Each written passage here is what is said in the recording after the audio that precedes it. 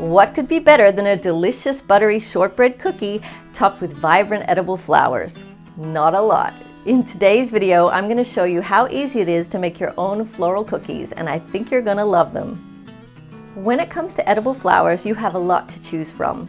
Some examples include nasturtiums, pansies, violets, and dianthus. I'm going to show you what I'm using according to what is available in my area. First, we'll be using phlox, and it is the perennial phlox, not the annual low-growing creeping phlox that is edible. And then we'll be using geraniums, and scented geraniums, the pelargonium species, are edible, and they come in a variety of beautiful vibrant colors like this rich red. These work beautifully in our floral cookies, and they can also be tossed into salads and used in a variety of other edible ways. And then we have begonias, and begonias are a waxy kind of flower, and they hold up really well on these floral cookies. I have two different shades of begonias here, this lovely dark pink color and then this lighter pink shade. And next we'll be using pansies, and their vibrant color shows up really well on these cookies. Pansies have a very mild flavor, and they're also a wonderful way to brighten up other dishes like salads and even soups.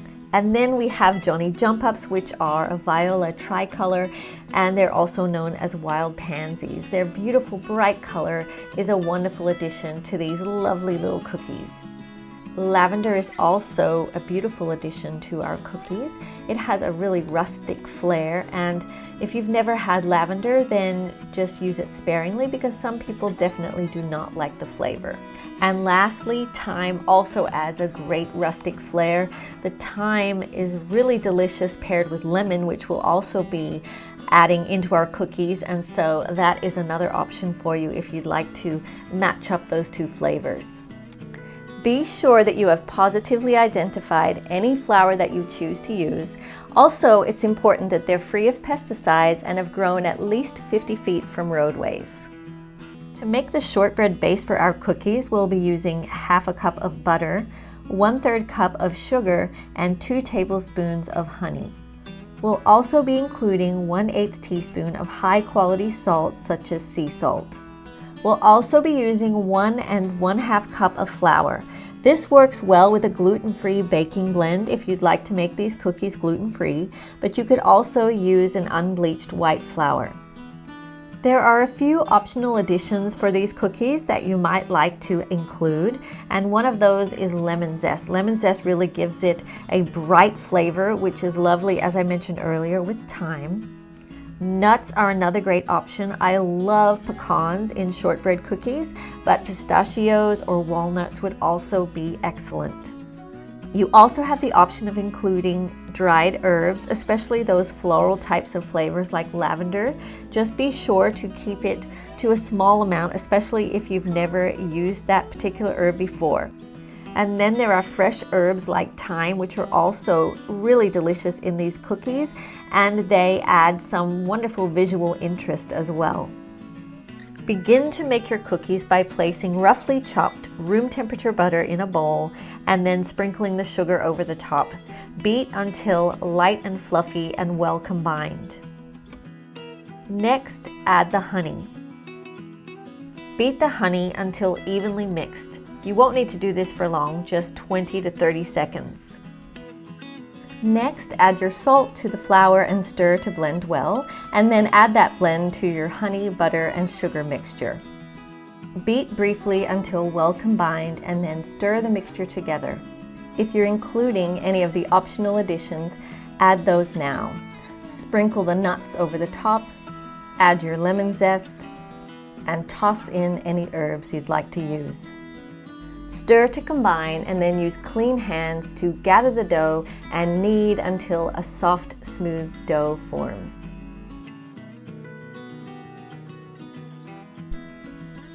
Lay out a large piece of plastic wrap and then place the dough on top. Gently press the dough down to about 1/2 inch thick and then tightly wrap and place in the refrigerator to chill for 15 minutes. This chilling step helps solidify the butter and keeps the cookies from spreading too much. Once chilled, remove from the fridge and place dough on a piece of parchment paper. Unwrap the dough and place another piece of parchment paper on the top and turn over gently. Then remove the parchment paper and the plastic wrap. Replace the parchment paper and then roll the dough out between these two pieces. Rolling out the dough between two pieces of parchment paper allows you to roll it out without it sticking to the pin. You could also sprinkle flour lightly over the top and then roll it out without parchment paper, but sometimes this can make the cookies a little too dry because too much flour is incorporated. Once the dough is even and about 1/4 inch thick, peel back the top layer of parchment and cut out your cookies. I like to use a small canning jar to cut out cookies. The regular size mouth of a canning jar is an excellent size for most cookies. You could also, of course, use a cookie cutter and even a butter knife to cut this into small rectangular shapes if you'd like. Line a cookie sheet with parchment paper and place your cutout cookies on the lined cookie sheet. Because these cookies won't rise or spread very much, you can place them fairly close together. Now we are ready to decorate the cookies, but before we do, whisk an egg white until smooth and set it aside. You won't need this for every cookie, but it will come in handy, and I'll explain that in a minute. Herbs and flowers like lavender and thyme can easily be pressed into the dough. Just do so gently so you don't squish the cookie too much. Other flowers that are more papery and thin need a little bit of egg white to help them adhere to the cookie. Just brush on a tiny amount where you'd like to place your flower and then gently press the flour into the dough. How you decorate your cookies is really up to you. You can let your imagination and creativity run wild here. Sometimes it's nice to keep it simple and just keep one flower on one cookie. You can also mix and match, try different designs with different petals and different colors, mix flowers together, anything you'd like. Also experiment with different arrangements of the petals. You can spread them out, you can keep them close together, you can overlap them. There's really so many options. This is also a great project to get the kids involved. Here I have my 10-year-old daughter helping me. She's finishing off the cookies because she was so excited watching me decorate them that she wanted a turn as well. This is a fun project for a special tea time, celebration, party, or any other gathering, but it's also a simple way to enhance just an everyday afternoon.